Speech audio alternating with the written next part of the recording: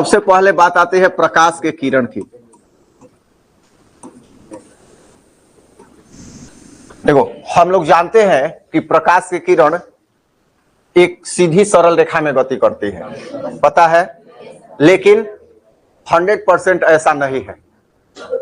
प्रकाश की किरण सीधी सरल रेखा में न गति करते हुए भी कभी कभी टेढ़ी होकर गति कर जाती है और फिर सीधी हो जाती है, जिसे हम लोग प्रकाश का विवर्तन कहते हैं। अगर मान लो यहां से प्रकाश सीधी रेखा में चल रही है और यहां पर एक छोटा पतला कोई ऑब्जेक्ट आ गया तो ये इधर से हट के इधर चल जाएगा और फिर सीधी चलेगी। ये जो घटना है ना, ये विवर्तन कहलाती है और यही विरोधाभास पैदा करता है कि प्रकाश सीधी रेखा में गमन नहीं करती है। लेकिन सामान्य रूप से हम लोग पढ़ेंगे कि प्रकाश क्या है, सीधी रेखा में गमन करती है। और जो हमने अभी बात बोला विवर्तन का, वो भी तुम्हारे एनसीईआरटी बुक में दिया हुआ है। विवर्तन, ये विवर्तन है। विवर्तन क्या है? तो जब प्रकाश के रास्ते में कोई चीज पड़ जाता है तो वो थोड़ा सा अपना पथ बदल के और फिर सीधी चलने लगती है, यही है प्रकाश का विवर्तन। प्रकाश के परावर्तन का, तो प्रकाश के परावर्तन का मतलब है कि प्रकाश जब एक माध्यम से चलती है और उसी माध्यम में फिर लौट जाती है। जैसे मान लो माध्यम क्या है, माध्यम हो गया, एक माध्यम हो गया हवा, माध्यम हो गया जल, माध्यम हो गया लोहा, माध्यम हो गया केरोसिन। तो बहुत सारा माध्यम हो सकता है। ये माध्यम को हम लोग सघन और विरल के रूप में जानेंगे। मतलब देखो, ये सामान्य रूप से क्या होता है, डेंसिटी के आधार पर चलता है, लेकिन 100% डेंसिटी पे नहीं चलता है कि सघन होगा कि विरल होगा। ये प्रकाशिक सघन और प्रकाशिक विरल एक अलग माध्यम होता है। जैसे हम लोग पढ़े हैं जल और पढ़े हैं केरोसिन,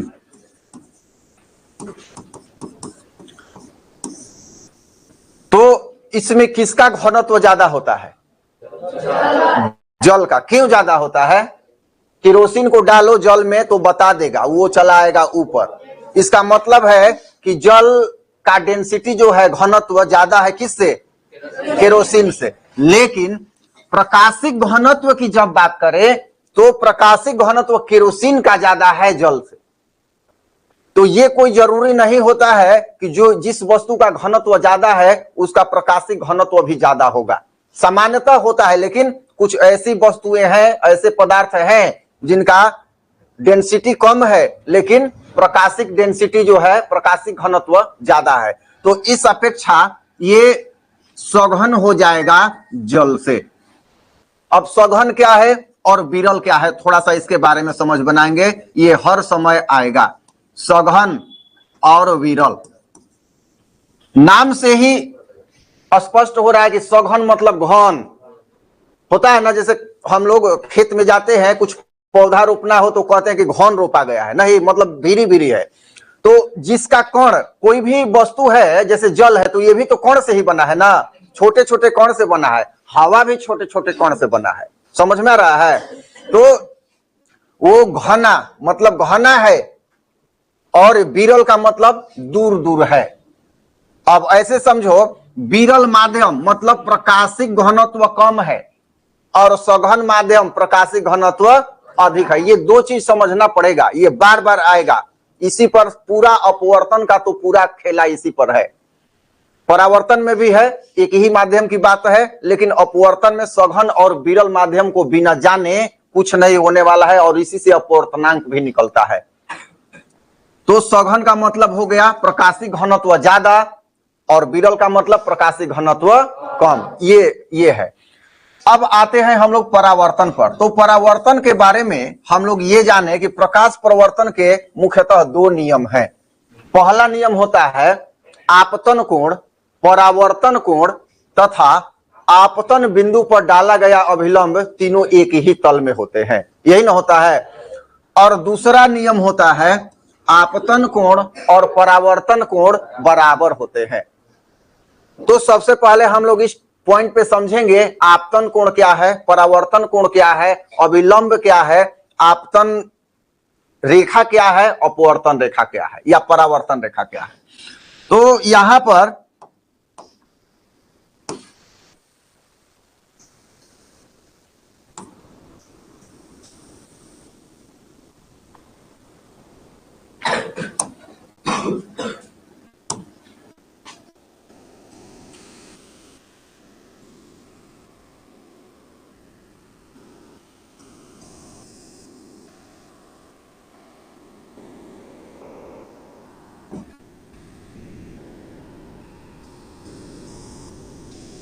यहां एक डायग्राम तुम लोगों के सामने ये दिख रहा है, ठीक है। तो यहां पर ये किरण जा रही है, ये चिन्ह है कि जा रही है, ठीक है। तो जब जा रही है ऐसे, मान लो टॉर्च जलाते हो, इसको मान लो, इसमें हम लोग दर्पण भी पढ़ने वाले हैं, समतल दर्पण और गोलीय दर्पण भी हम लोग पढ़ने वाले हैं। चलो देखो इधर ध्यान से। तो मान के चलो ये मिरर है, समतल दर्पण है। समतल दर्पण समझ रहे हो सब लोग जी, जो दर्पण हम लोग घर में हमेशा यूज करते हैं चेहरा देखने के लिए। तो ये है, इस पे जब टॉर्च जलाएंगे तो देखोगे कि यहां से फिर ऊपर की ओर उसी दिशा में थोड़ा सा जिस कोण पे ले जाएंगे जाता है। एक और चीज याद करो, सबने लगभग किया होगा, धूप जब आती है तो एक आईना लेकर किसी के मुंह पे भी चमका देते हैं, होता है कि नहीं। तो ये कब होता है, इधर से सूर्य का किरण आएगा तो फिर उधर ही जाएगा। ऐसा चाहोगे कि उधर से आ रहा है इधर भेज दे तो नहीं जाएगा, उसी दिशा में जाएगा जिस दिशा में आ रहा हो। ये रिफ्लेक्शन है, मतलब ये क्या है, परावर्तन है। परावर्तित तो हो गया, यहां से पड़ा यहां और यहां से फिर चला आया इधर इस डायरेक्शन में। तो ये जो है ना, ये आपतित किरण है। आपतित समझ में आ रहा है, ये है आपतित किरण। और जो निकल गया वो है परावर्तित किरण।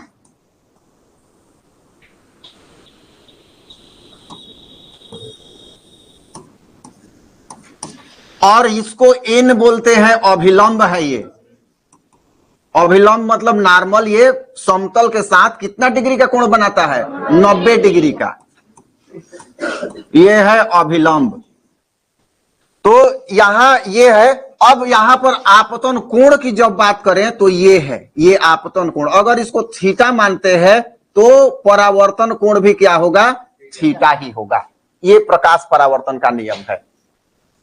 तो प्रकाश परावर्तन का दूसरा नियम कहता है कि आपतन कोण और परावर्तन कोण दोनों क्या होते हैं, बराबर होते हैं। और पहला नियम कहता है आपतित किरण और परावर्तित किरण, साथ ही आपतन बिंदु, ये जो है आपतन बिंदु है। क्या है ये, आपतन बिंदु।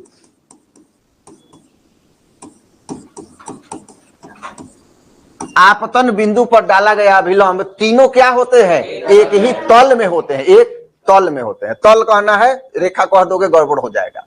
एक ही तल में होते हैं यहां पर। तो ये जो है यहां पर ये समतल दर्पण है और इस तरह से इसकी रचना होती है। ये है परावर्तन, और ये हो गया परावर्तन के दो नियम। सारा नोट्स लिखवा देंगे, ठीक है ना, अभी केवल समझना है। तो ये हो गया परावर्तन यहां से। अब ये जो दर्पण है समतल दर्पण, इसमें आपतन कोण, परावर्तन कोण या कोई भी दर्पण हो, ये कोण क्या होगा, समान होगा। क्या होगा, बराबर ही होगा। अब थोड़ा सा यहां अपवर्तन के बारे में समझ लेते हैं, इसके बाद हम लोग चलेंगे गोलीय दर्पण पर। अपवर्तन, यहां पर किरण जो है आ रही है और यहां से निकल रही है। ये हो गया विरल माध्यम और ये हो गया सघन माध्यम। मतलब ये हवा है तो इसको जल भी मान सकते हैं, जल में प्रवेश कर रही है।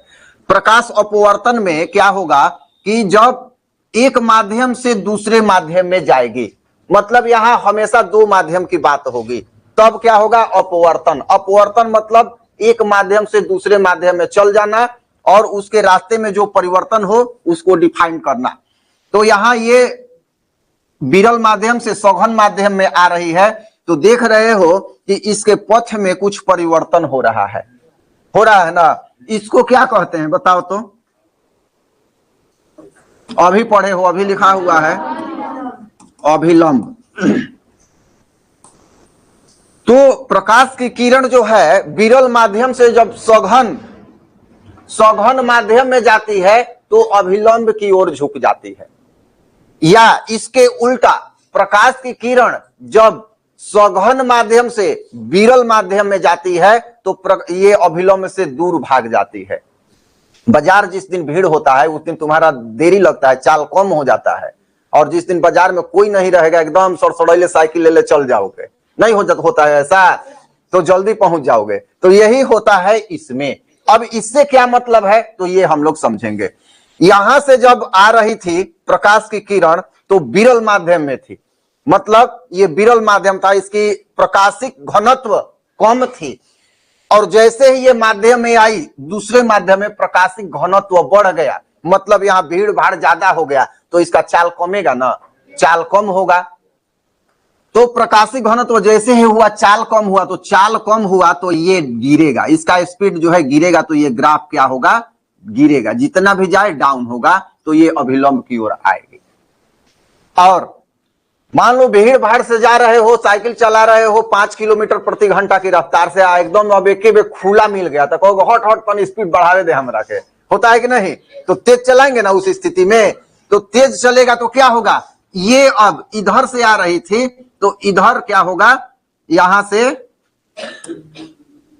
और इधर बढ़ जाएगा, भाग जाएगी अभिलंब से। ये मेन रास्ता है, देखो यहां से ये प्रकाश आ रही है तो ये डॉटेड पॉइंट मेन रास्ता, इस पे जाना था। लेकिन अगर विरल से सघन में आ रही है तो ये इधर नीचे गिरेगी, मतलब अभिलंब की ओर आएगी। ये अभिलंब है ना, ये क्या है, अभिलंब है, इधर आएगी। और वही अगर ऊपर सघन रहता, नीचे विरल रहता, तो ये इस रास्ता से ऊपर की ओर जाएगी, मतलब अभिलंब से क्या होगी, दूर भागेगी। ये है प्रकाश अपवर्तन। तो इसका भी दो नियम होता है, प्रकाश के अपवर्तन का भी दो नियम होता है। पहला नियम कहता है यहां पर आपतन कोण और अपवर्तन कोण दोनों क्या होते हैं, एक ही अनुपात में होते हैं। तो हम मानते हैं I, तो ये हो जाएगा R, तो साइन I बटा साइन R बराबर होता है नियतांक या स्थिरांक। ये दूसरा नियम है। पहला नियम इसी के जैसा पहला नियम है कि आपतित किरण और यहां परावर्तित के जगह अप्लाई कर देंगे अपवर्तित किरण। आपतित किरण और अपवर्तित किरण और आपतन बिंदु पर जो अभिलंब होता है ये अभिलंब कहां होता है, दोनों ही, ये दोनों माध्यमों को अलग करने वाली जो रेखा होती है, इस पर जो अभिलंब होता है, ये तीनों एक ही तल में होते हैं। ये तल कौन सा है जो दोनों माध्यम को अलग कर रहा है, एक है विरल माध्यम, एक है सघन माध्यम, ये है विरल माध्यम। तो इस तरह से है, ये है प्रकाश का अपवर्तन। तो दो चीज ध्यान में रखना कि प्रकाश के परावर्तन की बात जब आए तो प्रकाश जिस माध्यम से गया है उसी माध्यम में क्या होगा, लौट जाएगा, तभी होगा परावर्तन, परावर्तन होगा। और अपवर्तन में एक माध्यम से गया और दूसरे माध्यम में प्रवेश कर गया,